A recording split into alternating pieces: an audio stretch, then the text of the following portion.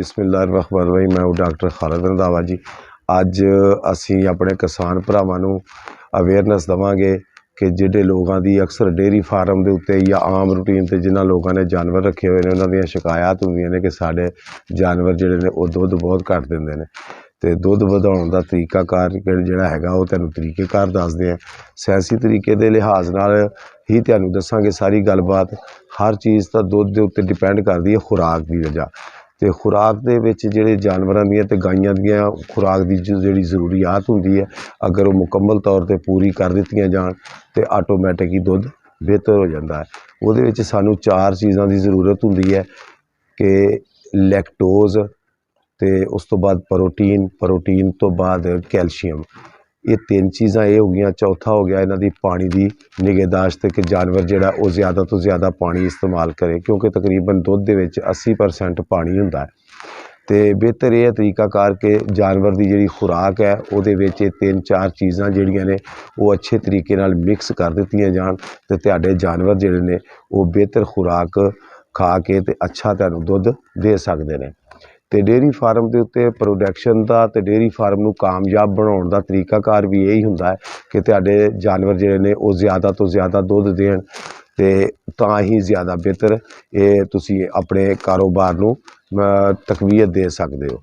तो ये वास्ते सब तो पहले तुहानूं ये चीज़ चाहिदी है कि तुहाडे कोल जानवर जिहड़े ने वो नस्ली होने चाहिए ने। नस्ली जानवर जिहड़े ने उन्हां दे ये फायदे हुंदे ने कि उन्हां दी दुध की प्रोडक्शन ऑलरेडी उन्हां दी खानदानी लिहाज नाल ही ज़्यादा हुंदी है। तो फिर भी अगर वो घट दुध देंदे ने तो उन्हां नूं कोशिश करिया करो कि उन्हां दी खुराक दे अंदर दाना कोई भी होवे, मकई का दाना हो गया या कि गंदम का दाना हो गया या फिर कोई मूंगी का दाना हो गया, यानी कि दाने के जरिए जिहड़ियां तुसीं चीज़ां इन्हां नूं दिओगे तो वो इन्हां दे पेट दे विच जाके ते ग्लूकोज कन्वर्ट करके ते वो लैक्टोज बन के ते दुध की पैदावार जिहड़ी आ वो बेहतर हो जाएगी। एक कुलिया तो ये हो गया। तो दूसरा कुलिया ये हो गया जनाब कि तुसीं अपनी जिहड़ी खुराक दिंदे हो रूटीन दे विच जिहड़े इन्हां नूं पट्ठे पांदे हो वो उन्हां दी पट्ठियां दी जिहड़ी आ टाइमिंग जिहड़ी वो बहुत तुहाडी अच्छी होनी चाहिदी है क्योंकि पट्ठियां दे विच भी तकरीबन 22-23-24 प्रोटीन जिहड़ी हैगी आ वो ते जानवर की एक नॉर्मल खुराक दे विच मौजूद होनी चाहिदी है। जिहड़े तुहाडे तुसीं पट्ठे पांदे हो, तूड़ी पांदे हो, खल पांदे हो या वंडा पांदे हो तो उस वंडे दे विचों भी जानवर नूं 22 तो 23% प्रोटीन मिल जाती है।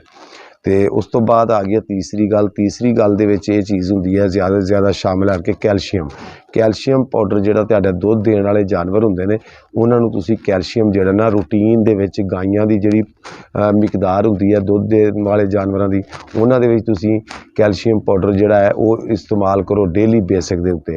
डेली बेसिक दे उत्ते तुसीं तकरीबन जिहड़ा ना 60 ग्राम तक जिहड़ा ना तुसीं वो डेली बेस ते उन्हां दी खुराक दे विच कैल्शियम पाउडर अगर मिक्स करदे हो तो उस तो बाद जिहड़ी मझ हुंदी है मझ दी खुराक दे विच भी कैल्शियम पाउडर जिहड़ा ना वो तुसीं 100 ग्राम की पोजीशन दे नाल अगर डेली बेस दे उत्ते इस्तेमाल करदे रहो तो तुहाडे जानवर जिहड़े ने वो ज़्यादा तो ज़्यादा दुध देणगे।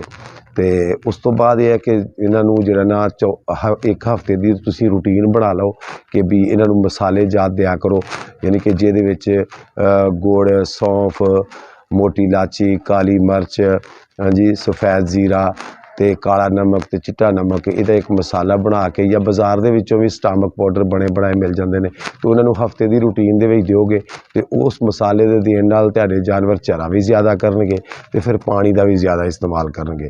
तो कोशिश करिया करो कि अपने जानवरां नूं खुले रखो। खुले रखण का फायदा ये हुंदा कि जानवर जिहड़े ने वो अपनी मर्जी दे नाल जदों पानी पींदे ने तो ज़्यादा दुध देण वाले जानवर जदों पानी ज़्यादा तो ज़्यादा इस्तेमाल करनगे तो उस दुध की प्रोडक्शन भी तुहाडी आटोमैटिकली वध जाएगी।